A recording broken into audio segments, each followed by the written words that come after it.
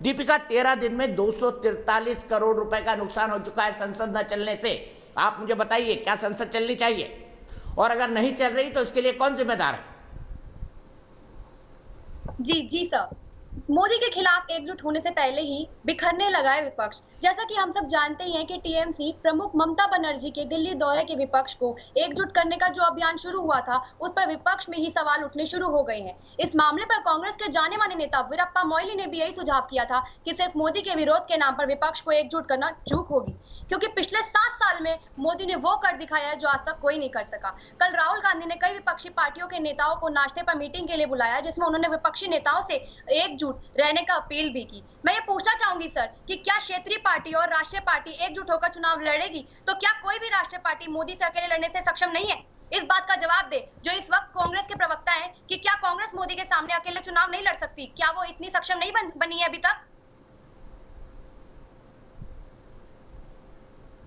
ठीक है, सीधे आपका सवाल ले जाता हूं। दीपिका जी, बहुत शानदार सवाल है। दीपिका जी को स्क्रीन पे बनाए रखिए। सीधे डॉक्टर रागिनी नाइक के पास चलते हैं। डॉक्टर रागिनी नाइक, कांग्रेस इतनी सशक्त नहीं बनी है कि मोदी को अकेले चुनौती दे पाए, ये कह रहे हैं हमारी दर्शक।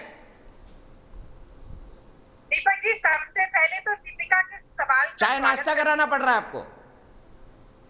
आपको मेरी आवाज आ रही? हाँ। तो दीपिका, बिल्कुल, मैं कह रहा हूँ चाहे नाश्ता कराना पड़ रहा है। खुशी होती है मुझे कि लड़कियां राजनीति में इस तरीके की रुचि रखती हैं, इतनी गंभीरता से समझती हैं और उचित सवाल पूछती हैं। देखिए, हमारे लोकतंत्र की, भारतीय लोकतंत्र की खूबसूरती ये है कि कोई जीत और कोई हार अंतिम नहीं होती।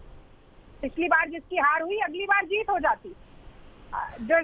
और यही कारण है कि जब 17 राजनीतिक दल जो कि देश के 60% जनता का प्रतिनिधित्व करते हैं, राहुल गांधी जी के आह्वान पर न सिर्फ एकत्रित होते हैं, बल्कि मोदी सरकार की जनविरोधी नीतियों, लगातार बढ़ती महंगाई, चरमराती अर्थव्यवस्था, देश की आंतरिक सुरक्षा, महिलाओं की अस्मिता, 3 काले कृषि कानून, बेरोजगारी जैसे तमाम मुद्दों पर सरकार के खिलाफ मोर्चा खोलने का काम करते हैं, तो ये लाजमी है कि मोदी सरकार और भारतीय जनता पार्टी की नींद उड़ जाए। और मैं ये भी कहना चाहती हूँ कि हम थोड़ा सा इतिहास की तरफ भी देख लें। 2004 में भी ऐसी ही अटकलें लगाई जा रही थी। कहा जा रहा था कि अटल अडवाणी युग है, इंडिया शाइनिंग का नारा है। और क्या सोनिया गांधी विपक्ष के बिखरे हुए नेतृत्व को एकजुट कर पाएंगी? और इतिहास गवाह है, न सिर्फ अटल अडवाणी युग का अंत हुआ, बल्कि यूपीए 2 सरकार, रागिनी जी, वो सोनिया गांधी थे, राहुल गांधी है। एकत्रित होकर हमने करके दिखाया।